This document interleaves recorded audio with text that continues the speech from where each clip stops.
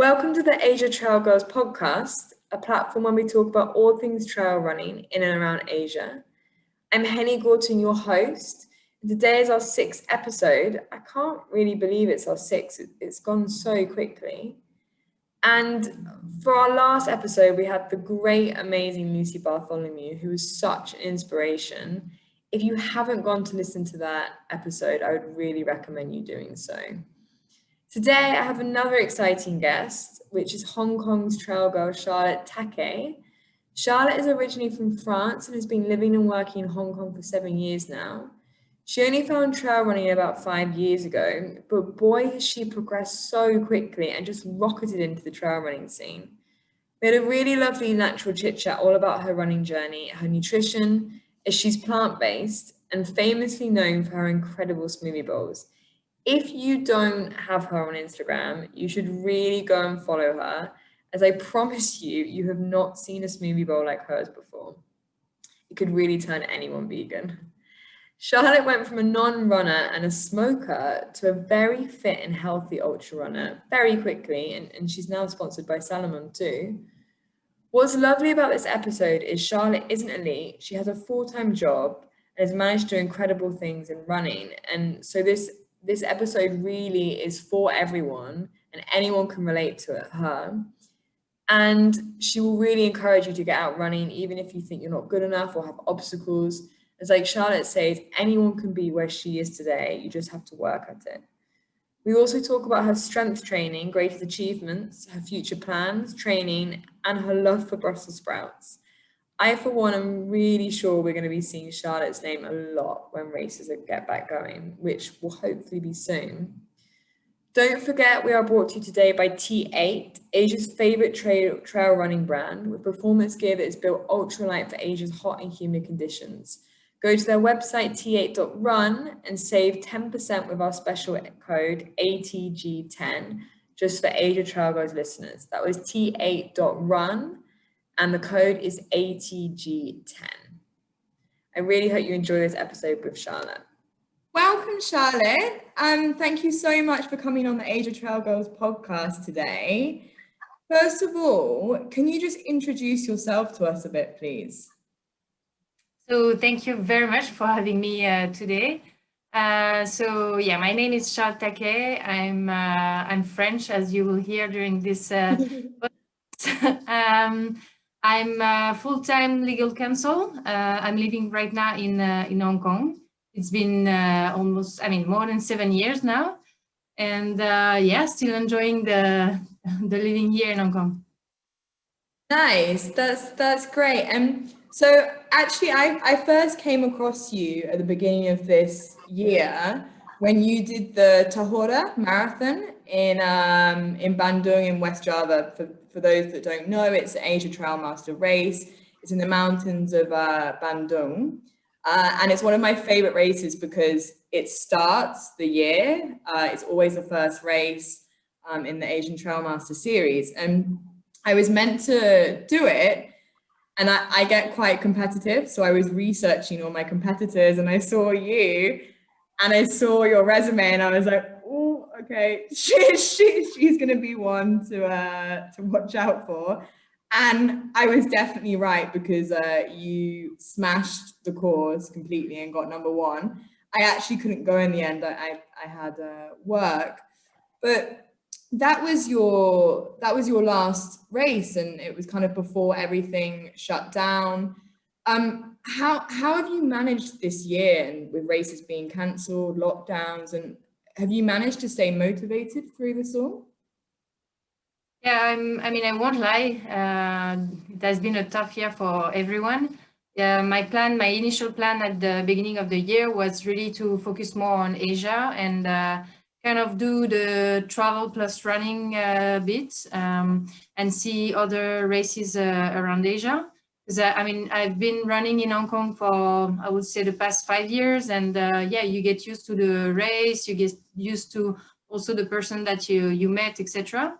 And because also I have the chance to have a work where I could travel.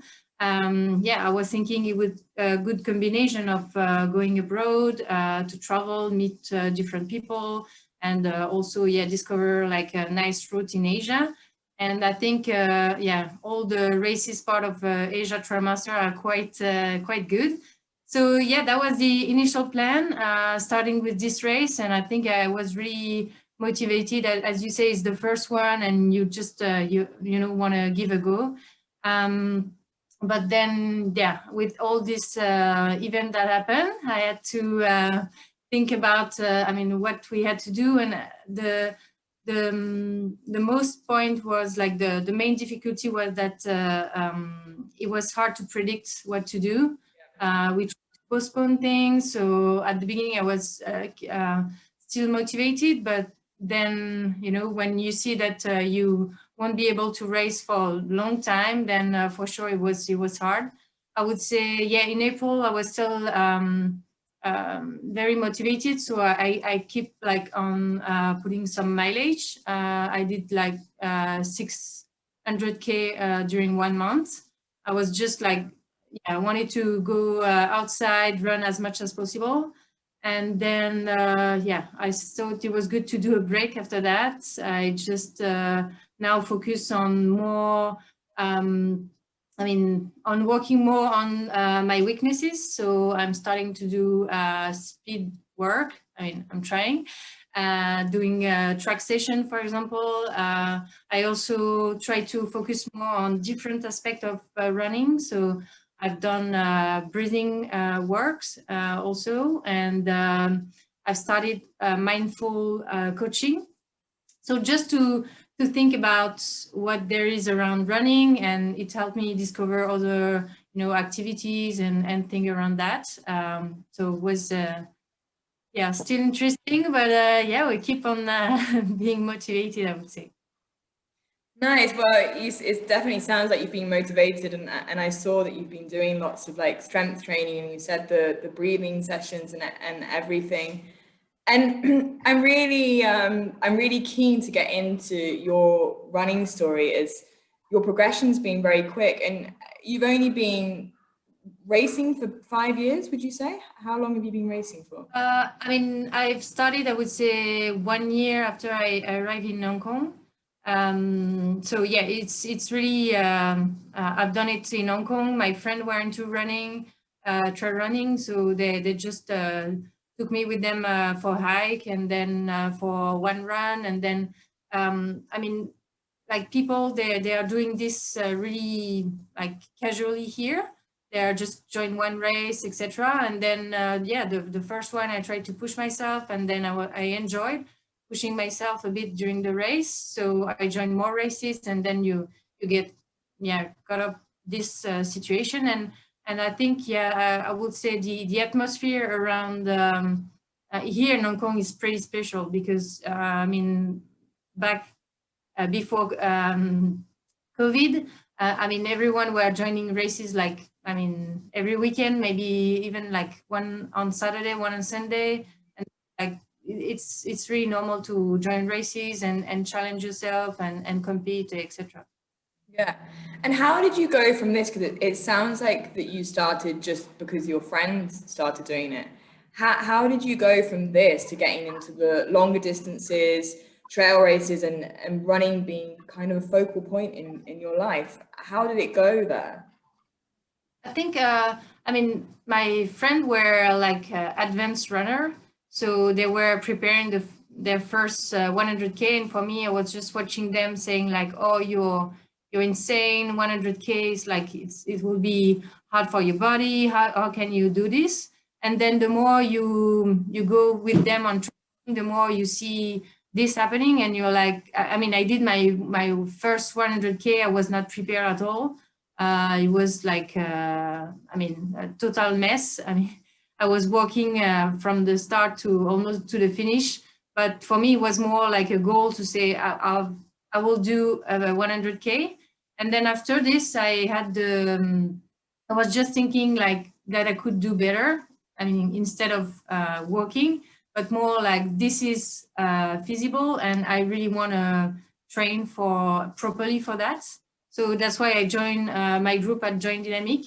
And then, they helped me to really build build who I am today. I would say I like doing strength exercise, so keeping me injury free and providing me with kind of a frame in terms of training.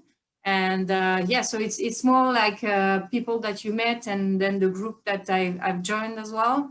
And everyone is like keen to do it together. So you have a lot of feedback, and that's why I think also Asia Trail Girl, for me, it's really something that is. That's why I'm here today also, because I'm kind of a normal runner, but I really want to share my experience, say that if I can do it, everyone can do it. And it's more like, you start with any objective, and then you build, your experience, etc. And you don't need to do 100K. You can do, even if your like finish goal is like 25, it's fine. It's just more like to have people that can motivate you around and can tell you that this is fine. And if you continue training, if you put some effort on it, then for sure you will finish your, have your objective, etc. So. Yeah, and now let's talk about that, because like you said, you described yourself as a normal runner, or the other day with me you said, oh, I'm a basic runner, which is not the right term for you at all, because you've got amazing achievements. And so how have you gone from being a non-runner, and like you say, you're a basic runner, normal runner, but you're now a sponsored Salomon athlete. You've got Joint Dynamics who sponsor you, and you've got other nutrition brands, and your progression's been very quick. And like you said, it's a really beautiful story, because it shows to our other listeners as well that anyone can do it. You don't have to have this huge sporting background. Can you tell us a bit more, like how you got there? Yeah, I think you really need to enjoy it. So, like for me, it was first a way to go with friends, and they were into it. So, you kind of push yourself in a way that you want to see it. So it could be, I would say, for every sport. Whenever you don't feel that you're doing some sport, it's the way like you progress the most, I would say.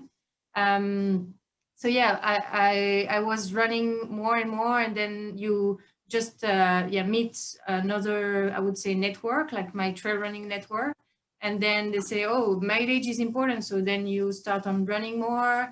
You do the thing that you don't want to do sometimes, but trying to push, like do heel repeats. Stair repeat. We all do that, even if we don't like it in the moment, but I think we always see the result after that. So I would say it's more consistency, and the person that knows me, they know that for me, my thing is to go to the peak in Hong Kong. So I really like even going, like walking there, doing a loop, going back, and it could be less than 10K, but for me, it's a way to really be in the moment and reflect and have my moment in the morning. So this is my way of doing sports and mileage without seeing it as well. And it's just to find a way where you feel comfortable and work on this running thing. So that's, I would say, for the fun part. And on the other part, I think, like being also surrounded with this network, I had the chance to have like physiotherapists that gives you also feedback on how you run, how you can improve your running. You have also a team that gives you advice.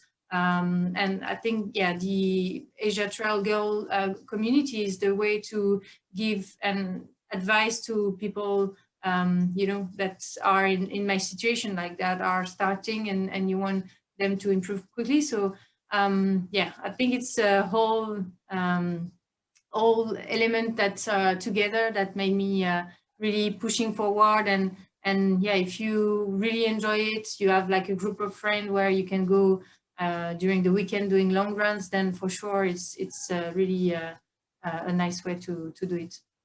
Yeah, I love that, and I think it's definitely an answer for most runners.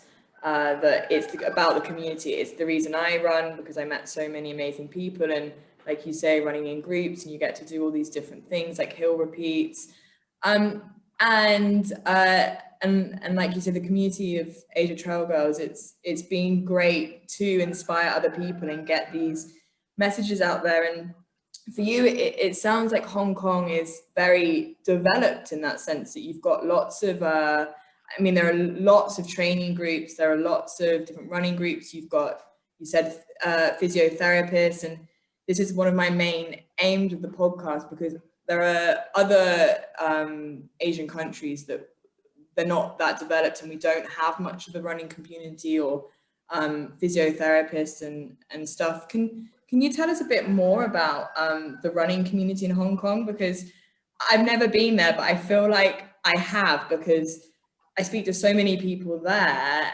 and there just seems to be so much there. Like, you've got so many trails, running groups.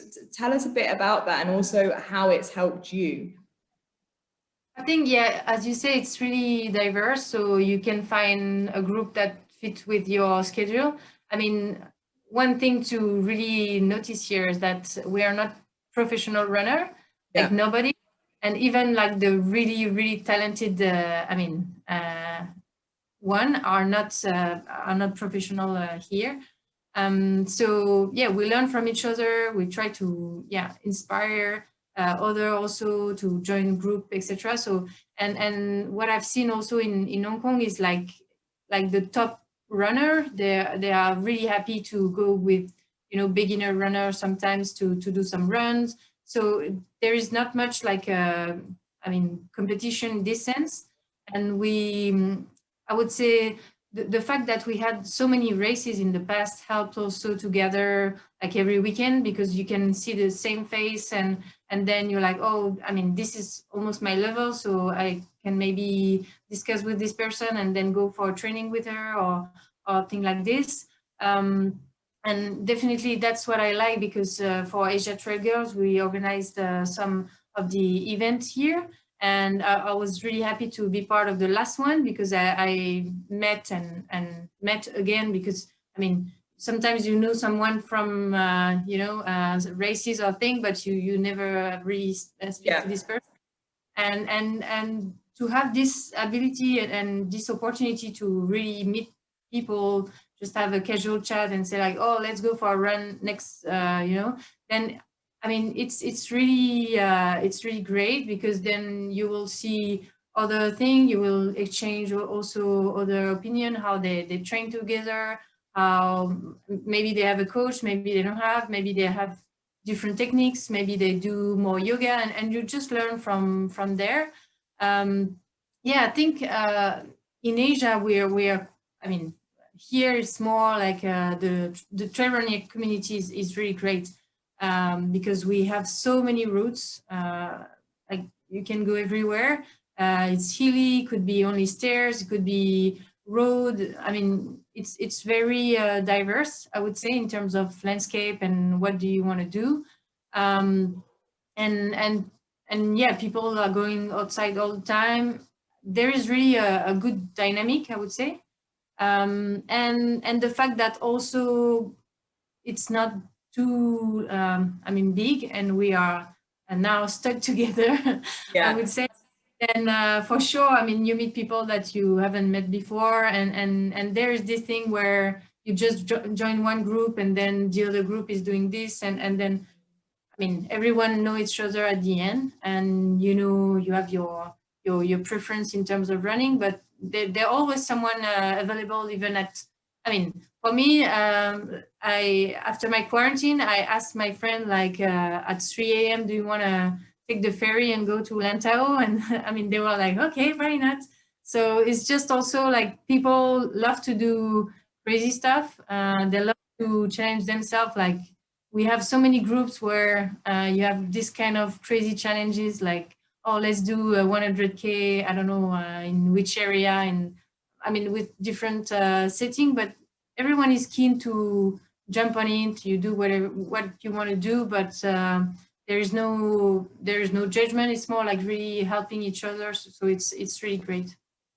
Nice. And you mentioned a bit before about your training that your thing is that you like to go to peaks and it doesn't matter the distance. Let's kind of talk a bit more about your training, and I'm sure it's changed a lot recently. Yeah, is your training very strict? Do you do it on mileage, on fields? How does that work? I think, I mean, I just stopped because I was with the Andy Dubois before.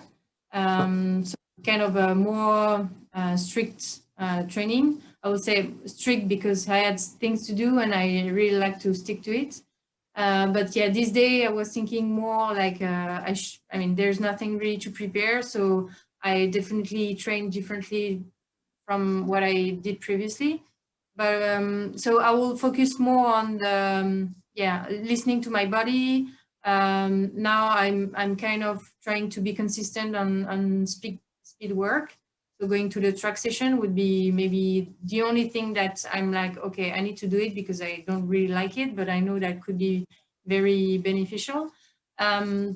Otherwise, I would say I will do maybe two run like 10K run during the week where like you just chit chat with people, and it's a good way also to catch up. And then maybe one a bit longer run on Saturday or Sunday, but yeah, usually on Saturday. And then try to now doing some speed work on Sunday.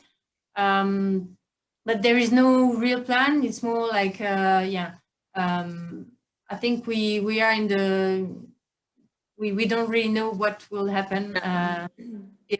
I just want to get fit, keep on training, enjoying the things, and that's all. I mean, there is no real targets. I won't do things that are too long because I just want to run as much as I can. So I know that if I will prepare a 100K, then I will need to put some effort on it. Then, as you say, like, I mean, paper is important part, which it's hard.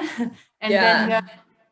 the after race, I would say, or run that you will do, where you will need to recover properly. And I just don't want to do this kind of thing, but more like something consistent and keep on building a stage, I would say. Yeah, that's true, because especially with no races, you can't always be race ready. And if you keep training and pushing and there's no race, you're just going to break yourself. So I think everyone kind of needs that rest and easier times. And how have you dealt with that mentally? Because previously it sounds like you've had quite a strict training schedule, and now you're kind of doing whatever. Does it affect you mentally? Because for me, I've had problems in the past where I feel like I'm getting unfitter every day because I'm not doing the high mileage, etc. How have you dealt with that mentally? Yeah, I think it's hard also to it's a bit hard on this point. But I won't say it's not strict in the sense that every Monday I will kind of plan what I want to achieve for the week. So just not that, I mean, if I miss one session, I'm like, oh, but I would say maybe, okay, I will run this day, this day, this day. On the other day, I will go to the gym, doing some strength work. If I go to, I don't know, swimming, or I will just see that I'm doing stuff. Otherwise, yeah, if I don't have anything in mind, I will definitely be, lazy, I would say, and not do anything. So it's more like have some mental goal, but not really like, I would say, like, for me, it would be one run on Monday, but I won't say I will do 10K going to the peak or going flat. It will depend on whatever I want to do this day, but I will know that I run. So if it's the Monday, I will wake up, I will go for a run and then choose on the side. But it's more, yeah, to still have some plan, because otherwise you don't have any motivation. And I would say the objective to be to work a bit on speed helped me to also have a kind of a focus this day.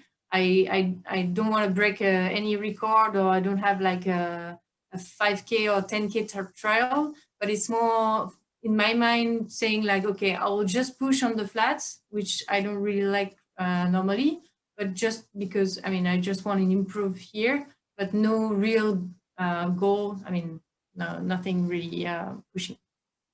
Okay, nice. And let's talk about a really important thing in your life. I think from what I've seen is your nutrition. As you're plant-based, when and why did you decide to go plant-based? So I think it's been almost 2 years, a bit more than 2 years. It started because one of my friends is a vegetarian, and she said like we could try to be vegan for 1 month, and I think it was a good experience, because you just realize that being vegan at first is not really not really easy. And then yeah, I mean, I was struggling also with I would say hormonal imbalance, and I wanted to recover faster, etc. And I've learned a lot about this. So I was thinking that it was good to give it a try. Um, I really cannot say that it was miraculous and my life changed, etc. Because it was a period where I changed a lot. I quit smoking. I trained more. So I think a lot of things happen at the same time. So it's hard to say like, oh, this is the nutrition, etc. I would say from the study, from people experience, they say that really it improves your recovery, it helps a lot, etc., which I can believe. But for me, being plant-based is more something that a diet that fits to me, because I like it. I really like Brussels sprouts is really one of my favorite vegetables. I could eat this like every day. So it's more like what you like. Um, and I understand like if you, I mean, you can be very healthy eating meat as well. It's more like what you put in your body, and how much you eat meat. It's more like the balance that you do. But yeah, I would say. Interesting, because I'm also plant-based, and I this doesn't happen for everyone, but I saw the benefits quite quickly, like recovery. I was able to go out and do back-to-back long days, and for me it was more my energy that suddenly, like, I just felt like I could do. It wasn't suddenly, but I felt like I could do a lot more, because I used to be very unhealthy, and when you eat very like heavy processed food meals, like you just want to sleep for 3 hours. But I didn't have that anymore, and I think that's what for me really helped. And with your running, being plant-based, there's a lot of studies that show they really complement each other. Is that a reason that you've kept up being plant-based, because you're a runner? Yeah, I think I mean, I knew like famous runner Vlad, Lucy, Ari that I met. I did even a training with Ari and Lucy, where it was a retreat in Thailand, where we learned about plant-based thing, and we did some running. And for me, it was interesting to have their view and see how it works for them. And it's true that for them to share this experience and to see that it was working, they didn't miss any protein, things like this, like all the misconception that people think. I think it was good for me to know more, and the more I was able to find information about nutrition, the more for me was clear that I was not going back to eating meat. I was the I mean, the story is that I'm not really a meat lover at first place. So I was eating chicken because I needed protein, but it's not because I really like the meats. So I would say that's why also the transition, and maybe the feeling that I had, like switching from regular diet to plant-based diet, was not really something big, because I was not really into meat or fish or anything before. But for sure, to have this kind of very, popular person that say to you, it's fine and you will be better eating plants helps a lot also to change your mind, to learn more and see how you can run more efficiently with plants. Amazing. And how do you find being plant-based in Asia? Because I presume Hong Kong's got quite a wide variety of produce, but like especially when you went to Tahora this year, how do you manage going somewhere else? Because me living in Indonesia, it's very difficult to get a lot of plant-based meals, and a lot of these races are in very remote places, and you've got your staple rice and meat. How do you tackle that? Yeah, I think the country where it was the most challenging was Philippines and China, I would say, the two main. But at some point here in Asia, you have like a lot of things with tempeh, with tofu, um, and yeah, you can also add vegetables. Here in Hong Kong, for sure, it's you have a lot of vegan place. I would say it's even like trendy. Um, but our, even in Asia, it's like it's better than France and Europe in general. Yeah, I went back to France, and for them, yeah, they're always like the chicken or fish, or there needs to be a source of protein, and they are less into tofu and things like this. And here in Asia, it's a bit more popular to have tofu or tempeh Yeah, or very bean. true. Yeah. So I've seen this and I was like, oh, if I go back to France at some point, it would be very difficult to stick to the vegan diet. But here in Asia, I would say it's really easy to find something. And yeah, as you say, whenever you can't find something, you just yeah, order rice and or you bring your own stuff. I remember I had a race in the middle of nowhere in China, and I was bringing all my stuff because even like ordering, I can't speak Chinese, so ordering Yeah. was, I was like showing picture of vegetables and thing, and I was like, okay, that's fine.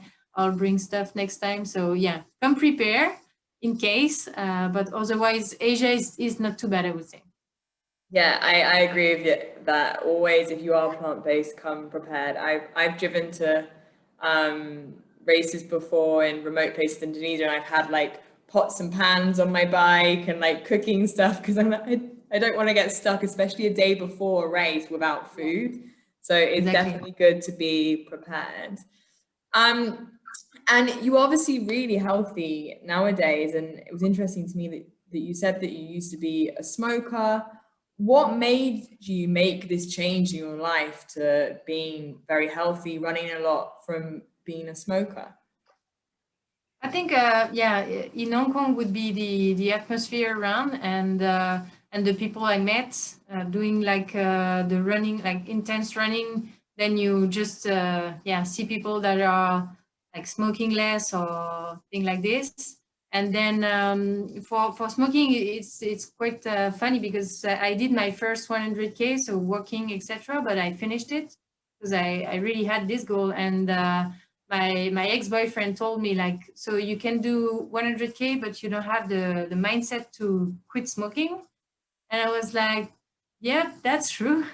And I really wanted to quit smoking at that time, and I was like, okay, if you can do 100K, you can quit smoking. And I read a book, the book like to help you quitting smoking. But I was just like, okay, that's fine. This is my last one, and then I just stopped. And it's been Wow. more 4 years that I stopped. Wow. So I'm more amazed that you did 100K as a smoker. That's that's crazy, and I don't think we should like inspire other people out there to also do that. But wow, that's quite something. And and yeah, and it is a funny thing that you mentally can do 100K, but you couldn't quit. But yeah, you seem to really have changed your life around it. And something that seems to always come back with you is your strength training. And it seems to be kind of key in your progression. How did you get into strength training? And because for a lot of people, it can be very intimidating, you know, like where do you start? Where do you begin? Like, how do you use these weights? Like, how did you get into that? Yeah, I would say you have a lot of apps that could help you with the machine, etc. You have programs where you do, you know, legs and then arms and abs, and you can do like 3 times per week. But I would definitely recommend to start with someone, because if you don't activate the right muscle, or if you don't have a good posture or thing like this, then you will just crush your body. So maybe 2 months trial with a coach, and just to have the good movement that you can do, then I would definitely go for that. Don't do it by yourself, and I think it's a good way also to start with someone, give you some objective, do assessment of your body, because we have so many, you know, imbalance and things like this, and if you don't really work on it, then it will really injure more your body. So doing this running assessment to know where you have like strengths or weaknesses. Like beginning of the year, I had to work on one glute, but it's just like sometimes you don't know, you know, what you need to work on. But once you identify, then you can be maybe more able to do it by yourself, and go to the gym, and you can have also this kind of a deal to see one coach and say like, okay, I'll do the exercise by myself, but I just need to have at least some guidelines, and start with it. I would say it would be the most secure way to do it. But of course, if you can also by yourself doing strength exercise with maybe band, or you can do it with even your body weights. More like I mean, squats is never a bad solution. All this HIIT training where you can just a bit more working more on your strengths, I would say it's really, really important. Great. And I really want to talk about your kind of running resume and your achievements, because you've done some amazing races a lot in Asia, and they're all like number one female, top three female. What out of all your races, what would you say has been your greatest achievement? I would say I would see two big achievements. The first one would be the Hong Kong 100. I did in 2018, but it was more the first race where I kind of discovered myself and I trained for it. And for me, I just have like a good race. I was like really into it, and I had the best support ever. And for me, it was really a way to see that it was possible to do more races like this. Um, and very great experience in Hong Kong, and the race is beautiful. So it was very a good achievement for me. And the second I can think of is my race in France. So first race, I mean last race in Europe, the only one. My parents were there, and it was kind of a special atmosphere racing in Europe. And I mean, in Europe it's also more competitive. Um, and it's just like I was really happy to be part of the race, to see. I mean, it was part of the UTMB, so it kind of a special atmosphere where you. I mean, I don't know. It's the most famous, I would say, in Yeah. France. Um, but very great experience, and I was happy to share this with my family as well. Yeah, and that was the UTMB CC, and you came 27th, didn't you, for women, I think, which is an amazing achievement. As you say, it's so competitive in Europe. How has it been? I know you've only done one race in Europe, but what's it like, the comparison between racing in Europe and Asia? How does it compare? I think in Asia you always know someone. So there's it's what I like. And then I also like part of the Asia Trail Master helps you really to connect with people in Asia. In Europe it was quite different, because I mean it was a bit more competitive, I would say. So you've obviously done your resume. You've got quite a variety of the long distance stuff and also shorter. I can't really say shorter, but marathon distances, 30Ks, 20Ks, and you've actually got a lot of those. Do you prefer the shorter distance stuff than the long 100K races? I prefer the long race because it really helped me to be in the moment. I always struggle at the beginning of the races to be there and really enjoy. So whenever I have 100K, I just think like, okay, the 51st is just like to be, I mean, just I'm a diesel, so to get there, and then the second part is where I race. So I really like the mental part where you switch and you're like, okay, I mean, your legs won't help anyway. You're tired. You've done your training. Now it's more like, where your head will go. And yeah, I really appreciate this feeling where you need to push yourself. You can have it on the smallest one, I would say, but it's a bit harder for me to push. I've really enjoyed doing the Nine Dragons, the 50K, where for me was more like I was fighting with the stairs. I was looking at the stairs. I was like, "This is it. I'm going for you," and this was where the mental part was. But otherwise, if it's a route where I don't see any really challenges, I would not be able to push, unfortunately. So, and this is something that I'm currently working on. I really want to push even for like small distance, but to give my best, the best that I can.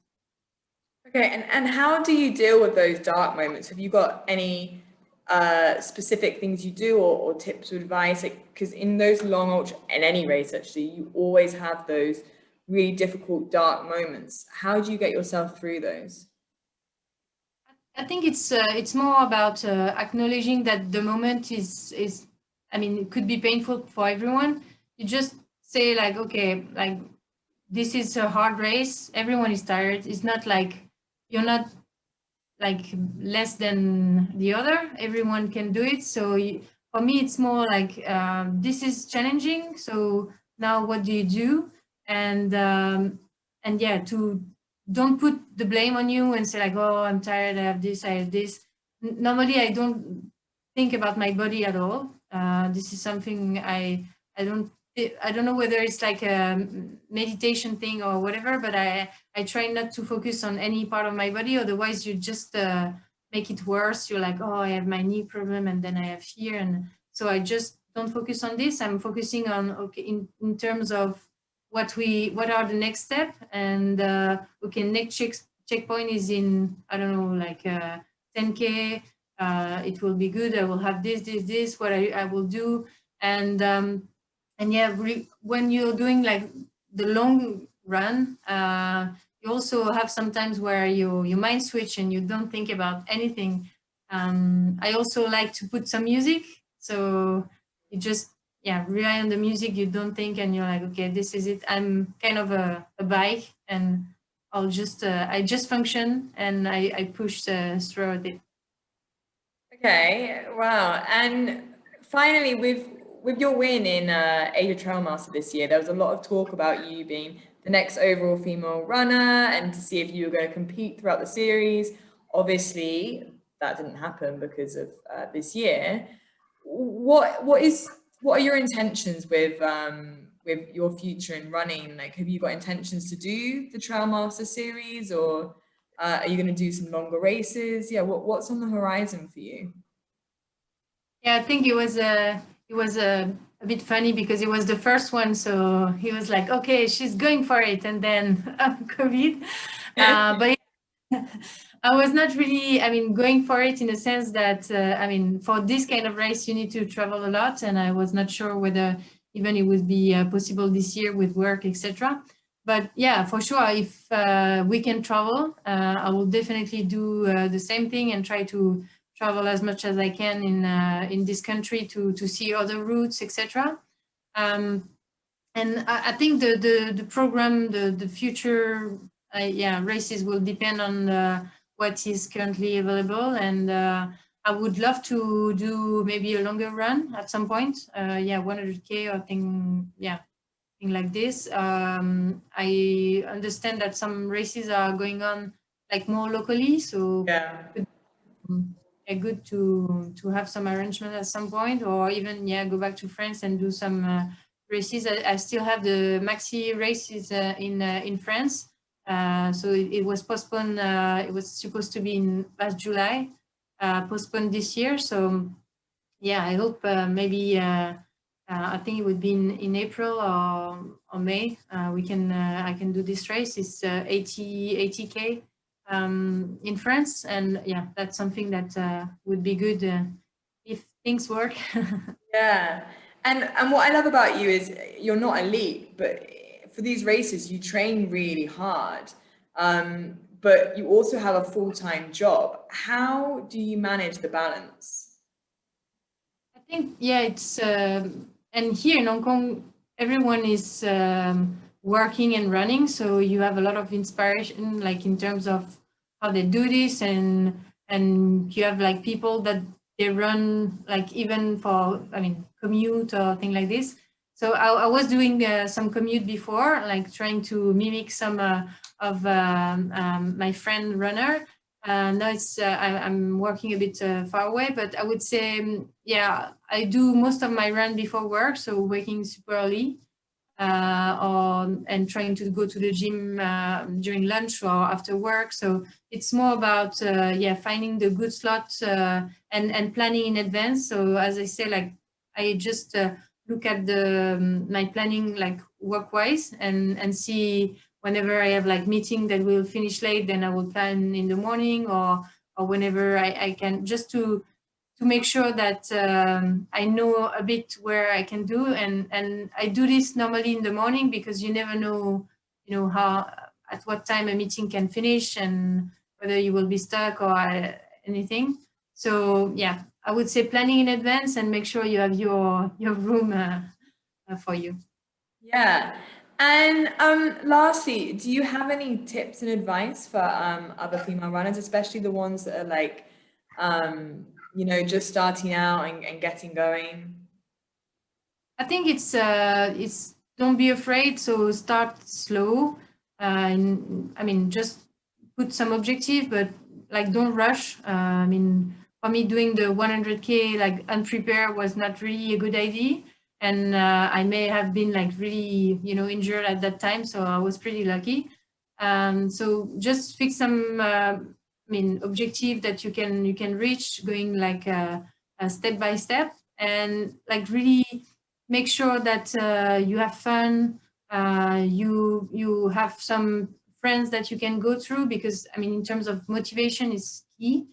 And challenge yourself, but really you can be sure that you can do more than you think you can do, really. Yeah, yeah, I love that. And thank you so much for coming on today, Charlotte. You're definitely going to have inspired a lot of people with your running journey. So thank you so much. Thank you very much.